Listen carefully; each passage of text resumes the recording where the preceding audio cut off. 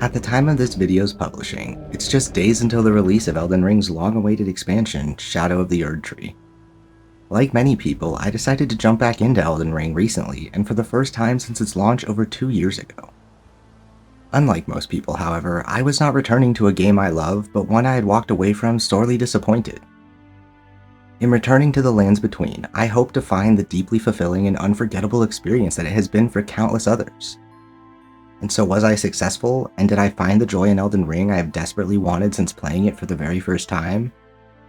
Unfortunately, no, but I did find something worth so much more. This is not going to be a video criticizing Elden Ring, but rather a reflection on my time with it and the Soulsborne series of games. I don't have any issue saying that I really didn't enjoy my time with Elden Ring this second go around. Despite sincerely believing things would be different this time, I didn't even make it 10 hours in before I set the game down. But having said that, I love the games which came before it, and desperately wanted to love Elden Ring. In that desperation, I tried to identify what about it didn't work for me. Why this game that I had once expected would be an all-time favorite of mine left me feeling bored and empty. For a long time, I thought the primary reason for my disappointment had been the open world. In fact, this video was almost about how the open world of Elden Ring and its Souls style of gameplay simply don't mesh. And while I still believe that may be true to some extent, I ultimately found that I, and I alone, am the problem with Elden Ring. But first, let's talk about Dark Souls and Bloodborne. I've made it known on several occasions that the Dark Souls trilogy and Bloodborne are games I have a deep appreciation for. In many ways, they shaped my current understanding of video games. And even more than that, they taught me many important lessons I carry with me to this day. Of all the things I learned in my thousands of hours with those games, no lesson resonated with me more than the meaning and value of perseverance. That if you're stuck between a rock and a hard place, then the only way out is up. And to this day, when I don't know what to do, when it feels like the sky is falling down, and when I just want to curl up in a ball and cry, I remind myself to hold my head high and run headfirst at whatever is in my way. I tell myself that with perseverance and sheer force of will, I can find a way to make it through.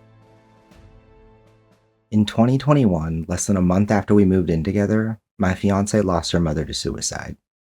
In the face of her overwhelming grief and despair, I held her close and promised that we would find our way to a better life. I told myself that for her sake, I would always persevere. In 2022, I lost my job not long after she had to quit hers to cope with said grief. Again, I told myself that I would persevere. A couple months later, the house we lived in and the first home we shared was sold without warning, and we had to move back in with my mom. I told myself that I would persevere. And when it happened again 6 months later, but to my mom, and we moved in with my dad, I told myself that I would persevere. Elden Ring released during one of the most challenging times of my life thus far. I played it hoping it might carry me through in the same way that its predecessors had, that it might reinforce the same ideals which had gotten me through so much. But as I mentioned at the start of this video, that wasn't the case. And for a long time, I blamed the open world among other things for my disappointment. So then if I thought there was so much wrong with Elden Ring, why did I decide to give the game another shot? Well, the truth is quite simple.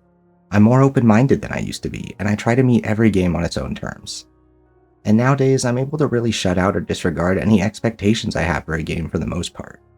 I simply play every game hoping to have a good time, and I almost always find what fun is to be had. Like I said before, I wanted to love Elden Ring, so if there was any chance that my more refined appreciation for games might change how I feel about it, of course I had to give it another shot. When on this most recent attempt my enthusiasm for the game started waning only a few hours in, I almost immediately regretted having paid for Shadow of the Erdtree up front. I was honestly quite frustrated with myself and began questioning why I would enjoy playing Dark Souls or Bloodborne more. After all, Elden Ring is Dark Souls 4 in all but name. And while I thought I would enjoy them because they at least have linear paths to follow, I came to the sobering realization that I just don't really enjoy the formula of these games anymore. It occurred to me that the From Software style of Souls-like doesn't really offer any of the things I've really grown to appreciate in recent years, such as engaging traversal mechanics or deeper changes to the combat model. So naturally, I started up Sekiro to see if maybe a faster, more relentless take on the genre would click. Lo and behold, it did indeed appeal to me more, and I once again considered if I had found the thing Elden Ring was missing for me.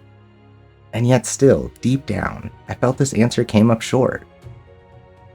It was only when I really dug deep and reflected on my experience with Elden Ring one final time while getting lost in Sekiro that it finally clicked. I realized that when playing Elden Ring or any FromSoft Souls-like, even when I was bored, the hours would just melt away and the world just consumed me. And the truth is that there was a time when I desperately wanted that, when I needed that to find some semblance of comfort in a chaotic world. But I don't have that same desire for escapism because now as an adult it no longer offers a sense of comfort. In its place, I have a desire to simply experience games to their fullest, to have whatever fun can be had, and develop a deeper understanding of them. There's nothing left for me to glean from the Souls games and by extension Elden Ring. It wasn't able to be what I needed the first time around because I'd already internalized and lived by the only lesson it had to offer. The games before it carried me as far as they could, and by the time Elden Ring came around, I didn't need to be carried anymore. The Soulsborne games inform every thought and feeling I've had about games since I started thinking about them more critically. And even though it may sound melodramatic, in a way it just feels like it's time for me to move on. Elden Ring is undoubtedly a remarkable game, but it isn't really for me. It's for the people who still need or want that escapism. And I'm glad it exists, that other people will step into its dark and unforgiving world and hopefully be open to letting it teach them the same things its predecessors taught me. Every day I wrestle with the guilt that comes from asking someone you love to wait for a better life. Every day I sit down at my computer with the same dream that compels me to make this video. Every single day I hope against hope that I will succeed and that in my success I will carve us a path towards a more peaceful life. Dark Souls and Bloodborne didn't teach me just any lesson. They taught me the one lesson that I turn to when all else fails. The one thing I know to do when I know nothing else at all. To persevere.